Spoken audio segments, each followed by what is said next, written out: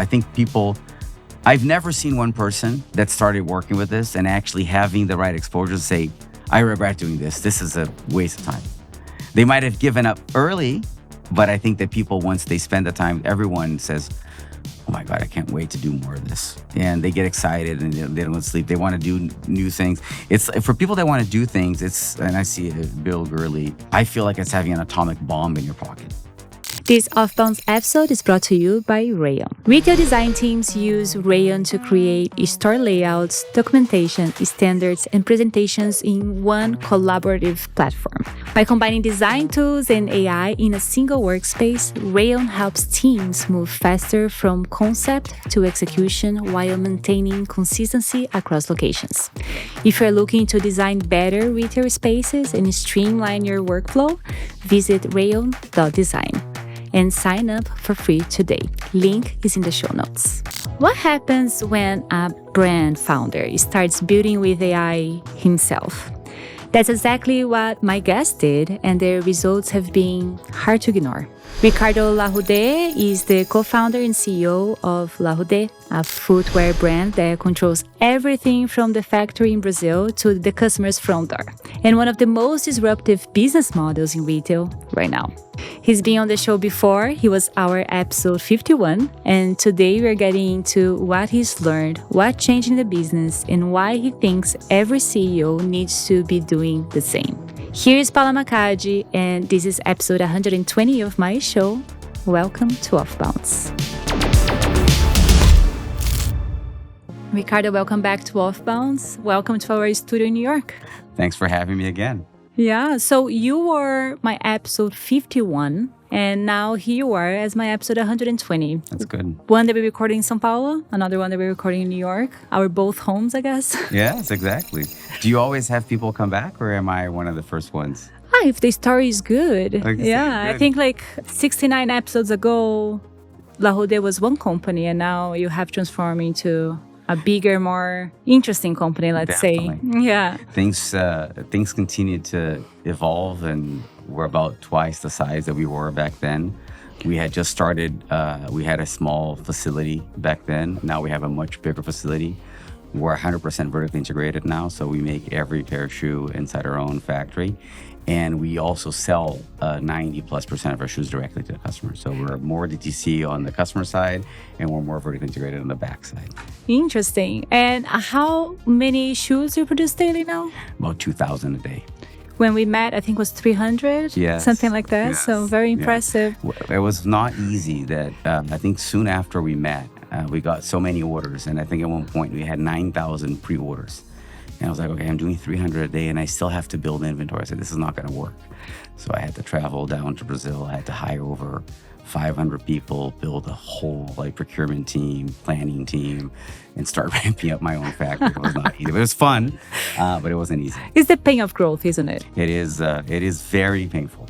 It is very painful, but it's very rewarding too. But is that also like a good problem to have, I guess? Like it's not lack of demand. The demand is there. It's just how you're going to reach the demand.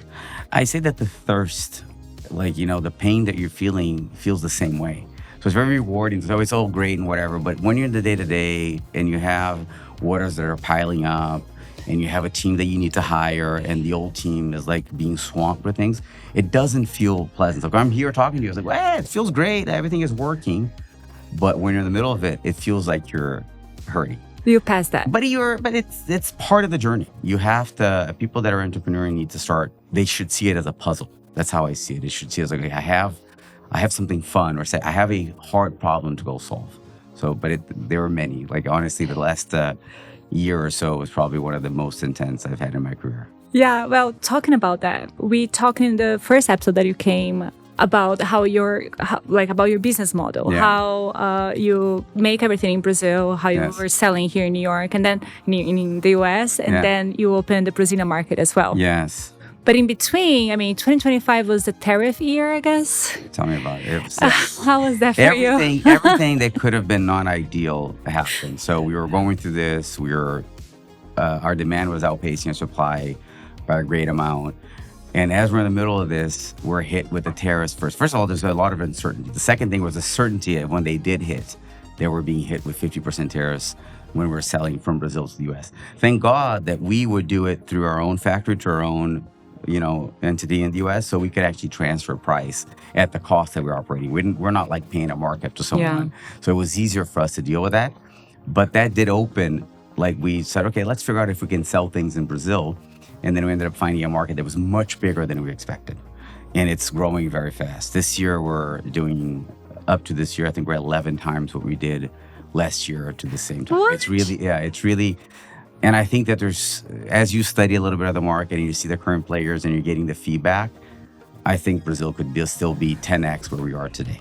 Yeah, well, I have to say that a lot of my friends are wearing Larroudé back in Brazil. So I think the marketing there is being very effective. It is. I think that this is a theme that we need to explore, is that DTC moved very fast in the US. The logistics were built for delivery, for last mile delivery. And in Brazil during the pandemic, and I imagine in other markets as well, that was built. So now any DTC that starts really are competing with people. They still need to sell to little stores and multi-brands and franchisees. And that's just very slow. Yeah. So if you're looking at other people that are selling t-shirts, there's a business in Brazil called Insider that I think opened about the same time as us. And I think they're doing 600, 700 million reais in sales. That's a third or a fourth of Agentic, which is a player that's been there for 100 years. So I say, oh my God, if I was an entrepreneur in Brazil right now, I'd be thinking about what other DTC businesses I should open. I think that DTC for emerging markets and businesses that have markets that have not enjoyed what it is to go straight to the client and bypass a distributor that takes 50% of your margins, that just makes it much easier. You think that that's because the e-commerce market in Brazil is a lot more mature now than it used to be, or? I think that I think that competition is lower in Brazil, Okay. And then manufacturing, people were in the US already buying things from, there's only little shoes that are still, made in the US, and they were already buying from other markets. And Brazil still has to manufacture things that they need to sell locally. Footwear is one that can be done. So it's like, oh my God, I think I'm very lucky on that. But any other market that you can manufacture locally and sell in Brazil, I think is probably a very positive one to go into. Very interesting. You should, yeah, people should. I would definitely look into that. See what other businesses really worked in the US and in Europe for direct to consumer. And if you can manufacture in Brazil, because Brazil does have tariffs, so, having importing goods into Brazil is not easy. So if you can manufacture it locally and distribute it through online, I think it's a very good proposition. Very good. We started the interview with a very good tactical growth across regions. Okay, before we move on, what is the size of the company today? How many employees do you have? Okay. So I think when we last spoke, we probably had a little over 100, maybe 150. It's hard for me to guess right now. Today we have about 700 employees. About 500 are related to full production, and then you have the adjacent areas of engineering and product development and logistics, and then you have office, finance, and everything. There's about 700 people. We are twice where we were then. We're hovering around 100 million of run rate, but the pace of growth continues to be 2x. So I don't know. That's the size that we are. Amazing. So now we get into what I call you back. Yeah. Because you have a very interesting size of company that is big enough to have process complexities. Very much. And is small enough that you still have time to fix it, I'll say. Yes. Let's start with what happened in 2026. Yes. I think everybody, literally our last episode and probably all our last episodes, we're talking about this. So I want to talk to you. What happened to AI in your life? Yeah, I'd even like to know the word. When you start talking about AI, I saw people that are going to commencement speeches and they say the word and everyone boo. No one. There's this whole thing. So I want to be careful about how I talk about this, and I want to use normal terms to express what's happening. So in a way, I was thinking about how to express this. That we've been talking about AI in media and fiction for the past 6 years, it was an alien form. It's something that's going to hurt us. It's been this constant thing that it really feels external to human beings and what AI is. And it's just a bigger computer. And it's something that has a bunch of computers working together. And it's not dealing with things that are coming out of thin air. It's just extrapolating data points that everyone has. So it's not something that people should be afraid of. It's just another tool that people have. We used to use rulers for calculators. We went to like typing in the calculator. Eventually a computer was built, a spreadsheet was built. This is just the next iteration, that you have a computer that then builds spreadsheets for you and then connects the spreadsheet. So it's just a next compounding of technologies. This is a technology event, So I want to make sure that we talk about this naturally. But as everyone was exploring all of this, and I started, tinkering around and starting to play, and I figured out, okay, there's some steps that you need to take to actually use it. So one thing is exploring the technology, just going into a box and typing in and ask what? Yes, who was the president in 1958? Exactly. Or putting a big spreadsheet and having it organized. Yeah. But I keep thinking about our parents when they first got a spreadsheet that would be 4,000 names, and you could just highlight the whole thing and press that little button that would put in alphabetical order. That felt probably as magical as us going through this thing. But they figured it out. It's just that we're doing this many times, and it's doing it automatically. Yeah. And you have one thing that says, okay, go figure out what that is. But they figure out based on numbers that you come up with mathematical models that says maybe this should be the next word, and then those things make sense. It's really a language thing. But I started tinkering with this, and I started playing with this, and then, as I said, my business always wanted to have it connected. I don't manage it by having a bunch of triangles right next to each other, and then it go up to me, and then it comes back to me. So I use this concept of a flywheel, that we go area by area. So there's an area that's responsible for sales. So it's basically connecting with the customer and getting dollars in exchange for products. There's a second area which is about making the products, and they get feedback from the area that's connecting with the customer. So it's sales, and then it talks to product, and then once the product is fully designed, and it takes a lot to get this designed and a lot of sizes and a lot of engineering, it goes to the factory, which is the place that you produce the shoes, and then you got to figure out to tell the story to the person that's buying the shoe. So it really is a flywheel, that it's really products that you're trying to make. You think about just the customers, they sit in the middle. And then you have these support areas, finance, HR, IT, or data. They keep the lights on. That support the areas on the outside, pay the bills, hire the people, make the systems work. So that's how the flywheel works. But as I started to tinker with this, I started to provide context to that little machine. And then the context, obviously, for a company of my size has a lot of complexity, but you need to start thinking about the engineering on how you're going to be constantly providing context, and how you're going to have a machine that will be constantly connecting these sources all together. And then, as a CEO that was curious enough, I started building my own. Yeah, but I want to stop here, because what you're describing is how the technology is and why you weren't afraid of it, and why you thought that this could be a good idea for you to test a little bit, right? You didn't wait for your tech team to bring this up to you. You are the CEO, and you decided, let me play with it. Yeah. How was it? What was day one? I did ask the tech team, and it's interesting that the people that have been working in tech, they have been romanticizing the complexity of technology, because obviously it's how they gave value. So they were coders that could speak that language. So they would move, but they wouldn't move the speed that was actually possible. And in a way, being just like on footwear, that I didn't know what I was getting into. So you just move at the speed of what you want to do. And the thing, you can actually do it by yourself. So you can work extra hours. So people can go home by 6, 7, and you can work until 2 o'clock in the morning by yourself. So it is pretty efficient. One of the things that I think is scaring people that are facing this new technology is that it's very ubiquitous. Anyone can do it. Your input is really just your brain and your voice. If you want to, you can type in as well, which is going to be more precise. But when they created the Gutenberg press, and people still needed to learn how to read to use that technology of transfer of information.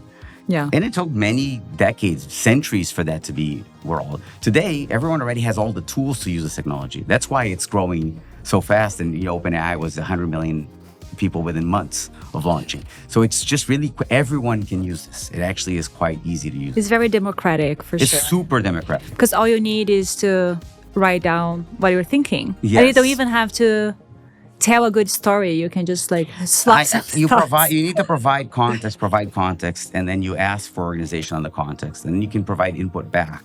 But it really is about providing context and then asking the thing to structure. Give an example of a context that you start So playing the first with. thing was like my inbox was unmanageable, and I started to say, well, go read my inbox.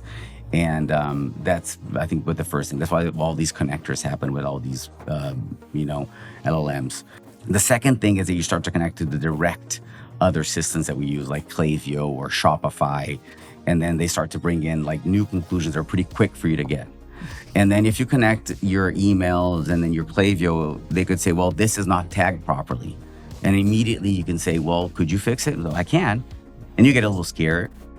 But is it going to mess up? Is it going to mess up? And then I guess I just was crazy enough that I said, let's try to do it. And the results were pretty good. So tell us about the results. Yeah. So the first time, as we were building this operating system and I was getting all the systems connected and everything, at one point, the website, there was something broken about it. And something I've been trying to fix for a very long time with my technology team. Shopify, we use Shopify. Obviously, you can install apps, but you need to organize that ecosystem and that tech stack and how the code is loaded. Well, I learned this later. I did know that you did need to organize it. I didn't realize how easy it is if you have AI for you to do it. So it will look and say, you need to undo this and you need to structure the code to load in this order. And then your page is going to load, in 20% of the time. Or it will say, hey, just rewind the tape and tell me what's been happening for the past hour, for the past 30 days across each part of the funnel that's happening inside. Like every CEO, every person that has ever managed a website wanted to have those answers. And it would be weeks or months to get that information back from the people running the business. Who would you ask for? Would you ask for your tech team? Would you ask the vendor? So that's another thing. There would be a clear separation inside the business between people that are operational and people that were tech. Okay. And then the tech people would say they didn't get the instruction right from the operational people. And the operational people says the tech people were not really delivering. I said, well, you work on a website, you should do both. In a way, I do think that. But today, the technical aspects of running code or tagging a website, you can actually outsource that to AI. And sometimes I think even better than they would do. Like one of the things that was, as I pointed, and I started doing security analysis through all my code, you could just find human errors through it. And if you just say, hey, the policy is that you never expose a token, you never do this, you never do that, it will definitely follow, it will find those. It's just like spell check. Like if you hire a human to do a spell check over a document that's, 100,000 pages long. We used to do that, remember? Be much better. Yeah. Yeah. But it's much better by having a computer do that. So we go running to, that was a big one for us. But one of the key ones was one day I was looking at it, my conversion was running probably at 0.4. So everybody that came to your website? And like the percentage of people that came, about half, every 100 people that came, half a person would buy a pair of shoes, which is really bad. And it had to do with speed. It had to do how things were loading. It had to do, there were several parts of the funnel from when they landed to when they added things to cart, to when they provided where it was going to be shipped to when they provided the credit card, to then when they checked out. But you can ask to say, tell me exactly where the pain points are. And the machines will tell you, this is why, and you should do this. And you ask them to run it, and within the hour, my conversion jumped from 0.4 to 1.7. So anyone that's running digital ads on this, you're like, you just multiplied your capabilities by 3. And everyone should be doing this. Everyone that has a Shopify store needs to be pointing Claude to it and say, analyze my code. They should back up the whole thing. They should figure out the GitHub. They should figure out that everything should be on almost like, Apple's time machine. Just say, hey, do it like Apple time machine so I can rewind if things go wrong. But the impacts are pretty significant. And what did your tech team say? I don't know. I think that one thing that an owner can do as a CEO, it's going to be my mistake if I do something wrong. Yeah. If they do it, they'd probably say, well, I'm not supposed to be doing those mistakes. I do think that they can move faster.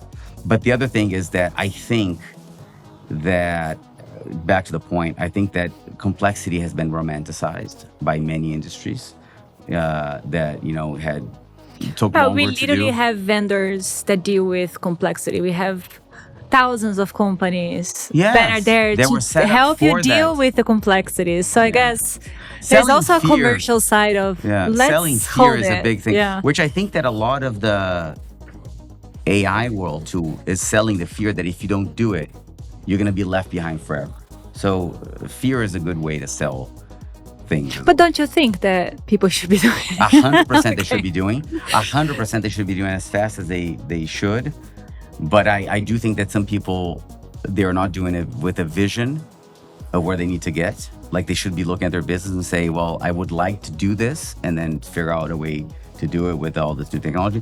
They're doing it. They're paying vendors. They're saying, if anyone says, and investors are doing the same thing, just for saying that they think, well, if I don't say I'm doing something related to AI, I'm going to lose my job. So it got to that point that people, and I'd say that you need to put the hours in.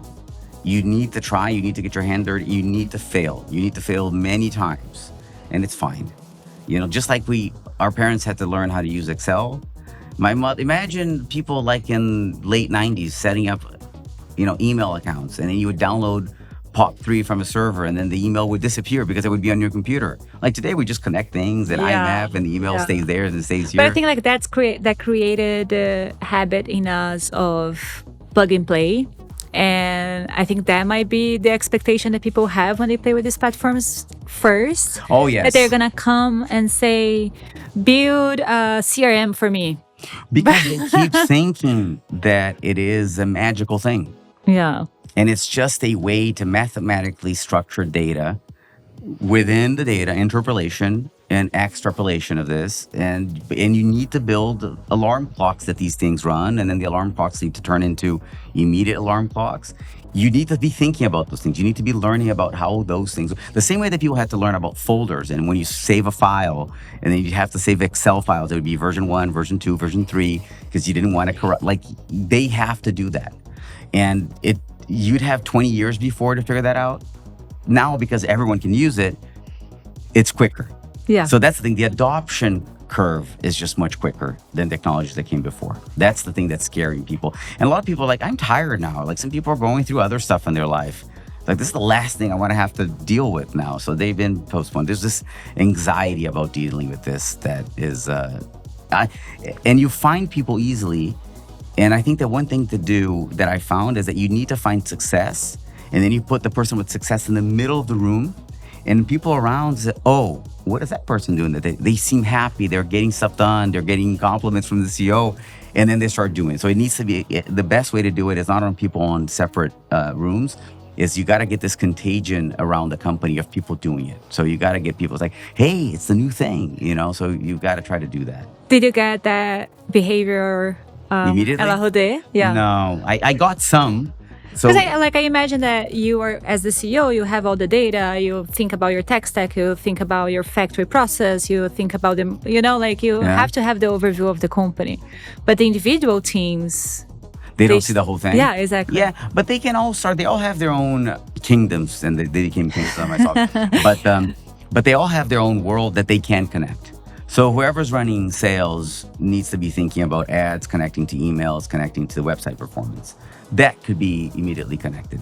The factory, it's even nicer because I'm fully connected. So if you know what you should be marketing, what actually is going to be delivered, the batches within 2 days. And that's quite powerful because you know that you're going to have inventory within 2 days. So you start building that audience. Yeah, wait, this is very interesting. I think this is a very important part of it because that's how businesses in our industry are run. One guest that we had a few episodes ago, she was saying that even more important than innovation is for you to think about process innovation. Yes. And another friend in common, Mariano, he keeps saying like sometimes you don't need to improve a process, but eliminate process. Yes, that's a good point. How have you been dealing with these processes and AI now that you found it? Yeah. So I always, when we built the business and we did it on this flywheel structure, it would really be about one area going to the next one, and the one that needed to receive information from the previous one asking for it. So it really about, hey, here's the file, and then it's like, what did you do with it? And then the person was like, where did my file that I need to go do that? But these, can you give an example? Is it like a product that needs to? As the product team wanted to know what other recolorings they wanted to do, they needed to get what was the best seller. So the people that are engineering the team would like to get from customer support, where are the straps not right? So there would be like a monthly meeting, or it would be a bi-weekly meeting. A lot of firms do it every year. We would do it every 2 weeks. So we'd be doing this very intensely, and it would be about setting up meetings and getting humans to talk to another human about getting that information. And sometimes it would be something else. It'd be a holiday, would be, end on that Wednesday, so things would be missed. And you needed some people like you can't do this all with Google Sheets. So you'd lose the information in between. But the process of Larroudé always was about connecting all these areas. With this, as I started to connect, I was like, oh, this is going to be automatic now. And then everyone could have access to the information that really matters to them immediately as they're doing their work. So that's when I came up with the concept of this Google Maps approach to, like an operating system for each employee. And that you designed that with with For your me, agents? it feels very natural. And I speak to this way because you've been using Claude or GPT or even Grok now, that you type into a box and you give access to those things, and then things pop up. And then if you're smart enough, you start to save them in a place that you can access them quicker. And then you start to build upon them. So there's exponential growth. So you don't do things many times, right? So I was like, well, they are trained in the world, and whatever I give to that thing, they do learn more and they find connections that are more powerful. My product will be that I'll have the whole company on the left tab, which will have each kingdom and what needs to happen. People will have a box on the bottom that they can type and, do everything that people do within Claude. And it would access Claude, it would access all the machines in an efficient way. And then whatever is on the top, it would be a mixture of BI and a recommendation agent and execution agent, which would be like, here's your performance for marketing. The issues that you're having are this. You have stale ads that you probably need to refresh. Here's a button. Would you like to refresh them right now?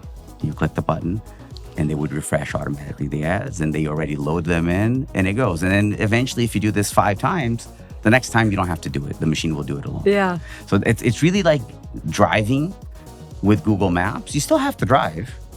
Whenever the exit is within 400 yards, you have to put the blinker on. But you can probably listen to more music. You don't have to be holding a map up, and you don't have to be doing meetings. You don't have to stop to ask for directions. You don't have to stop to ask for directions. You can skip traffic. You can see things that were not on your screen before. The ability to see complexity of these machines is much greater than any human could ever have. All right, so we're here getting to a point that I'm really enjoying. So you got the data, your processes, and you told your agents to do it. You created your agents to run how you wanted it. Yeah. But I think there's one step before it that I think a lot of, like, especially when you're talking to enterprise, this is a lot more complex.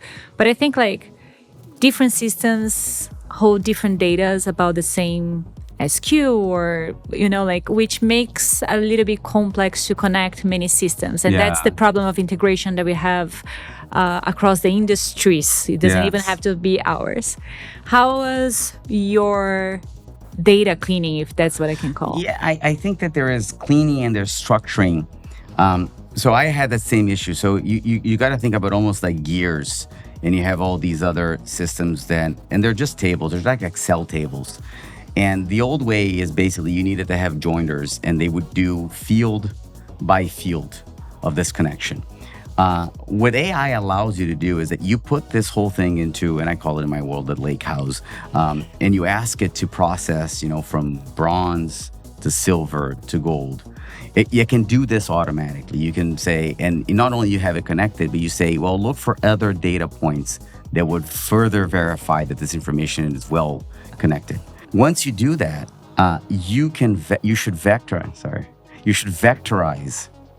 and embed and vectorize all these data points, which make them connect and look for connections to other things. So then when you're done with this gold layer, you add another layer on top of it, which is ontology, which is what the professionals really do. You're not really looking for keywords or names of columns or specific things inside cells. You come up with the ideas of how these things got connected and vectorized.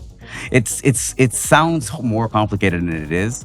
But I think like this is an interesting part. I'm sure a lot of these things you barely knew. You actually, and I'm telling you this because it happened to me, most of the things I just built, I've never done before. Or, I didn't even know it was possible. I didn't even know why it existed. But because I was chatting and telling what my challenge was, what I was trying to build, what we have, and etc., it started giving me ideas and how to build, and even asked me, would you like me to do it? But But then I have to ask, how are you going to do it? So you have to understand why this is wrong, like when something happens. And I think this is something that we need to make clear here so people are not scared about not knowing about all these things, because you learn. When did you start all that? So I always been more of a geek, and I didn't come from scratch, Okay. So I don't want to have it, but you can. I really started getting into this specific was mid-March. Like, this is 2 months later, and I have 1.5 million lines written. I've done over 11,000 commits. It's a big thing. It is a big system but I didn't stop. But I did put a lot of hours. I did overdo it to the point of I would not sleep. I would take the computer and prompt, and I would have at one point 25 terminals running at the same time. I would start a virtual machine that would have another 30 virtual terminals running at the same time, and swarms really working. But it wasn't something I knew. But you got to be willing to learn. Yeah. I think the growth mentality you need to be willing to learn. And you don't have to be a professor on specific things to start doing them. You need to know 90% of 85% of things to start moving forward and say, well, that sounds reasonable. And if it's just something on the screen still, you might as well, and then you can test in a scientific way. Show me that this works. And then show me when it wouldn't work. And you can just use it, So but you got to be willing. It's not, and while you're doing that, which could take days, weeks, months, it's going to feel uncomfortable. But it's okay. It's better. I'm in a much better place now because I've done that. Yeah, tell me about this new place. Like the conversion data is very interesting. Conversion was great. ROAS obviously increased tremendously. Material planning, what we're doing now, which would take months to assign and have to do, we do it automatically. I feel the whole company is getting more wired up. So whatever is the flywheel that we talk about, things sending to the other part, everyone has more information. And now I've been able to I probably have another 20 people inside the company using it the same way, using the database that I had built, and they're adding their own layers of information. And because the way we did it is every new information, there's a whole memory pack that there's types of memory. It keeps getting smarter, and it's instructed to be autonomously self-improving. So the number of memories just keep building, the more people use it. But you have to build in a central place that these things are recorded, and a process to digest this without having drift, without having code go in the opposite direction where you want to get to. Got it. So do you know how many hours have you saved by any chance? So I think that 1 month of working, and that was a pretty intense month, I wanted to figure out how much was built. And it came back to me with a stat that it would take a team of engineers of 10 to 12 people, like senior engineers, and it would take them 18 months. And that's the equivalent that I did by myself with no experience within 1 month. So I'm probably talking about, 3 years of a team of 10 developers to do this. It's quite remarkable what you can do. And at one point, people asked me, what type of people are you trying to retain or hire now? That would be my follow-up. Yeah, like who are you hiring then? What type of people? So the biggest driver, so there's will and skill on when I'm hiring. So ethics is a big thing. And then you need to have will and you need to have skill, right? The skill level you can acquire with these things. It's a power internet. People have it. They have it at the tip of their finger, and they could have it invoked in any second that they want. The will to go through this and go through the pain of learning a new thing, for me, it's the most powerful thing. And the ability that once you do this, to think for themselves and have good judgment, having good taste is a very important thing. So that's the thing that it's really about. The soft skills. It's the soft skills and the grit and the growth mentality. And you can't have a big ego too. The ego thing, because if you change your mentality that you're supposed to give answers instead of giving questions, people that want to give answers want to be something that knows things and thinks that, well, I'm getting paid to give answers. And it should be the opposite around. I'm here to have the best questions and learn as quick as I can. And whatever I learn goes into this big machine that we built, and it keeps compounding from it within. So the people that have better questions are today better than people that have better answers. Would you say that also knowing or having the curiosity of having been playing with these tools would be one too? If I go, but again, I think people will get there. So I don't want to put everyone to say, well, everyone is against or anti. I think I've never seen one person that started working with this and actually having the right exposure to say, I regret doing this. This is a waste of time. They might have given up early, but I think that people, once they spend the time, everyone says, oh my God, I can't wait to do more of this. And they get excited and they don't sleep. They want to do new things. It's for people that want to do things, and I see Bill Gurley, it's like having a jetpack. I feel like it's having an atomic bomb in your pocket. I said this before in an interview, like people, when they wrote the Constitution of the US, is that people have the right to bear arms.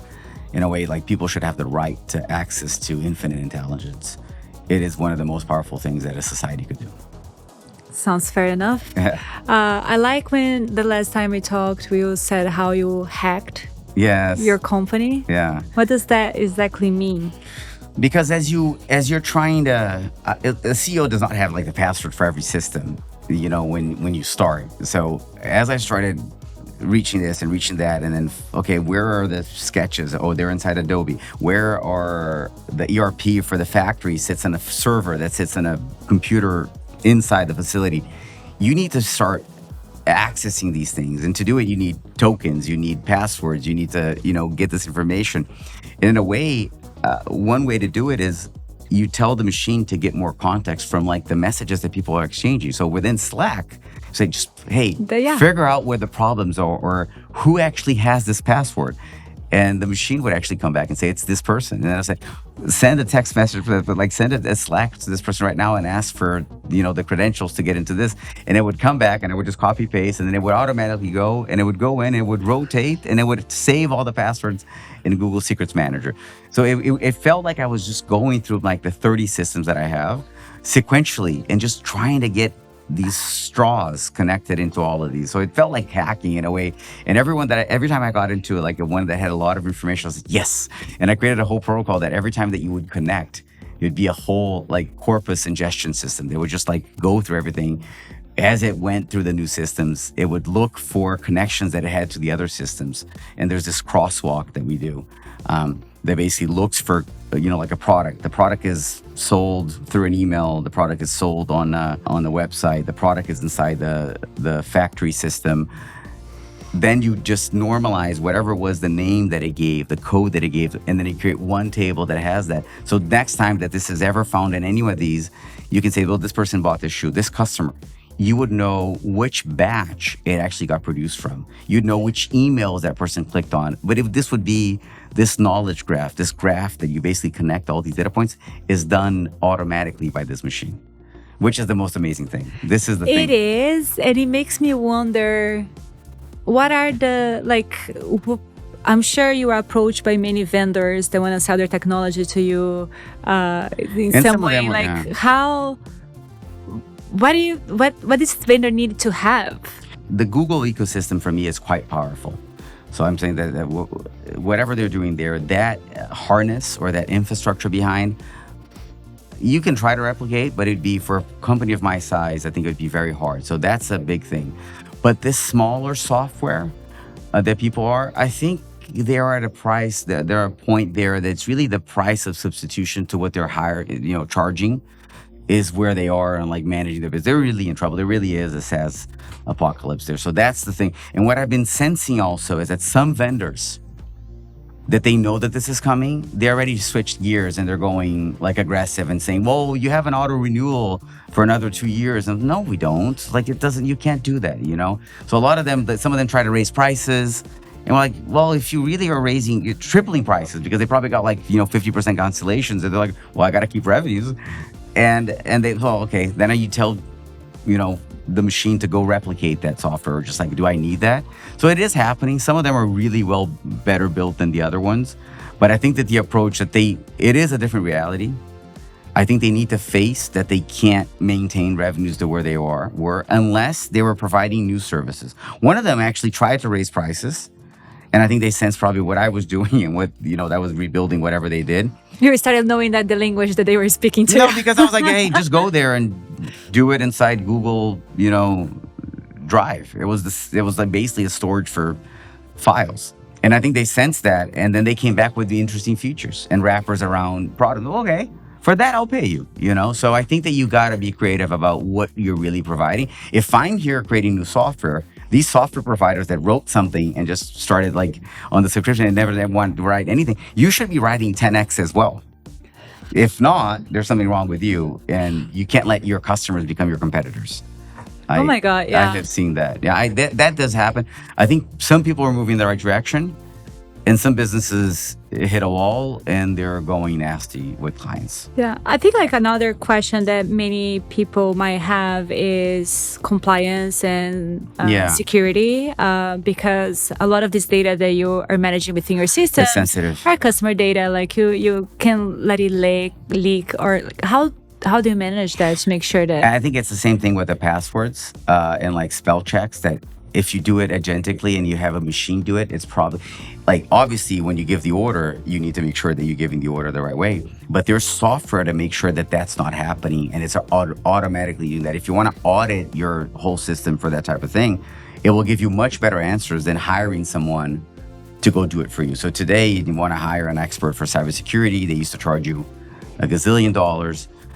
You still want to have a person that will be knowledgeable about that, but they can't charge you like they were going to do the work of it. They should be having 10 more clients and just saying, yes, I can run cloud security through you or GPT security through you. But it is better to use these automated systems to do it. The machine is going to be better, and most things that human does, they're going to be better than us. So I think fighting this is not. It's not the right direction. On compliance, you can definitely make sure that says, tell me what I should be careful about compliance, and make sure I have triple safety on this, and it will do it for you. Tell me where I have a security issue or a breach that could be it, and they will be better than you. When I went to investigate whatever was there before, I was in a worse situation than I am now. So I think that whatever problems you have, any problems, that those should also be used by humans and be using these machines to go do it for them. Okay, now there is so much into AI, I think I would like to ask, because we know that more and more people are going to have access to agents. And I mean, my agents are ready to buy for me. Yeah. I was just missing the tool to make it safely, but it was just launched this last few months. So now I have even the tool for my agents to shop.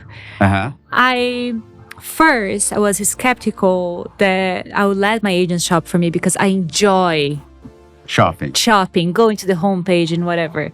But now that I spend 8 to 9 hours talking to my agents every day, I was like, well, I could totally do the discovery here in this chat with my agents that know more about me than anything else. Yeah. Are you preparing Larroudé for agents? Yeah, I think that you need to structure your code to be read by malleable software, which is what these agents are. So you're really structuring your data so these things could access it. But you're like, oh, I used to like to shop, but now I just talk within this box. You could say, well, how can you build a site that just shops from if you really like that, you can say, I want you to build a site. Which site is your favorite? Just pick one. It says, I want you to use that aesthetic, and I want you to go through all these stores and build one for me. And then you can do that. So if the stores that you're trying to shop by, they can be digested by an agent like yours, that's the way to prepare. You got to make sure before it was about, so all of Oracle was built on building SQL databases. You need to be building databases that are vectorized, that can be accessed by these agents. So that's what people should be doing, is preparing for this. And you don't have to do it yourself. You have to tell it to go do it. And so just you literally say this, hey, I'd like to prepare my database so agents could access in a simple way. People should be doing that. That's exactly what they should be saying inside the machine. Yeah, because I don't know if I'm looking for this shoe, but a beautiful one. Thank you. For a shoe this color, maybe I want a few brands to show me the options that they have in my chat. We need to make sure that Larroudé is there. Yes, So that this product is readable. This new world, and a lot of vendors try to come and say, "Well, would you prepare it? I would like to sell you to show up on chat, on LLMs." And there's this whole thing like SEO that you wanted to trick the machines to go. I think you should really. There's a thing that this whole digital world, you can't really just do everything digitally. Anyone can make the image of this shoe, or even one it might be even nicer. You still have to make the shoe and get it delivered. So the reason when I got the whole factory done was that I did envision that this was going to happen in the future. So the only competitive advantage that you have is you need to know your client, you need to be able to talk to your client, and you need to do your product. Everything in the middle will collapse. Yeah, but if I bought something from Larroudé for the first time through my agent, you don't know me. No, you don't know I who do I am. Because I have your email. No, that's a good point. Yeah, right? But like I have to send the it to your home. relationship I have after, to send it to your home. Yeah, that's true. You know my address. But you I can send know me your address. I know, and by the you're gonna get a confirmation email, right? Yeah, that's true. But like you don't own the relationship. Let me rephrase. I hate to say owning the client or acquiring the client. No one is for sale. You've done a sale. Like I acquired a customer. You didn't acquire anyone. You did a sale. That means to earn your second sale. So I do see that.